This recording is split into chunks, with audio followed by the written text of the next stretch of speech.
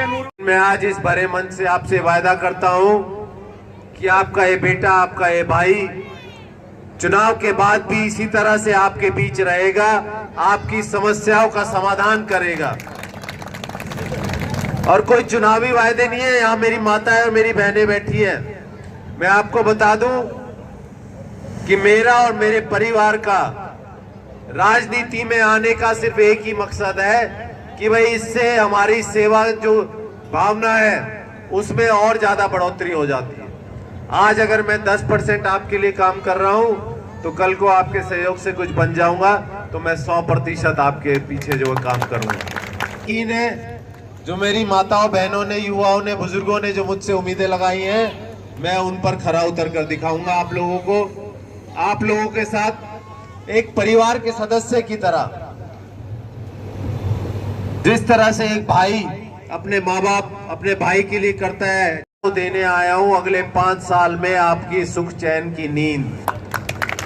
आपके जो दुख दर्द में आपका जो साथी बनेगा वो बनने आया हूं मैं आपके।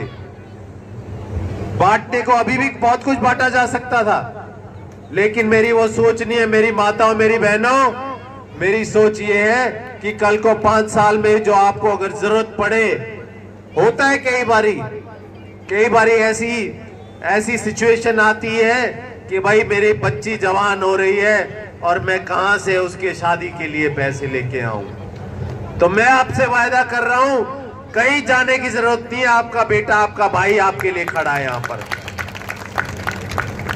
कई बार ऐसी घड़ी आती है कि बच्चों के स्कूल में जब वहां के प्रिंसिपल और वो जो मैनेजमेंट है मना कर देती है कि भाई फीस भरेगा तो आपका बच्चा स्कूल आएगा, नहीं तो अपने घर बैठाओ। मैं उस पीड़ा को समझता हूं जो उन माँ बापों पे बीतती है उस समय।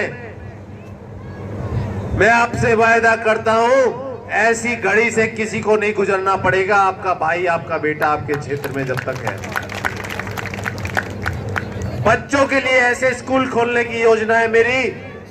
जो जरूरतमंद है बिल्कुल बच्चों की तरफ से निश्चिंत हो जाए कि भाई आप हमारा भाई, हमारा नेता तो नहीं कहूंगा, अपना बेटा कहने के लिए आया हूं कि हमारा बेटा, हमारा भाई आ गया क्षेत्र में और हमें अब अपने बच्चों की तरफ से कोई शिकायत नहीं, कोई टेंशन नहीं है। ये विश्वास दिलाने आया हूं आपको। ये है मेरी योजना, ये है मेरी सोच। और जहां भी सरकार की जो भी योजनाएं होंगी वो आप तक हर हाल में पहुंचाऊंगा। आज आपको पता है कैसे किसी का जब एक्सीडेंट हो जाता है, कोई हारी बीमारी होती है, जब अस्पताल में मरीज को लेकर जाते हो, अपने यारे प्यारे रिश्तेदार को लेके जाते हो, अपने बच्चे को लेके जाते हो, अपने माँ बाप को लेके जाते हो, तो जब वहां डॉक्टर बोलता है कि भैया 50,000 रुपए जमा करा तो मैं इलाज शुरू करूंगा, मुझे पता है क्या बीतती होगी आपके ऊपर।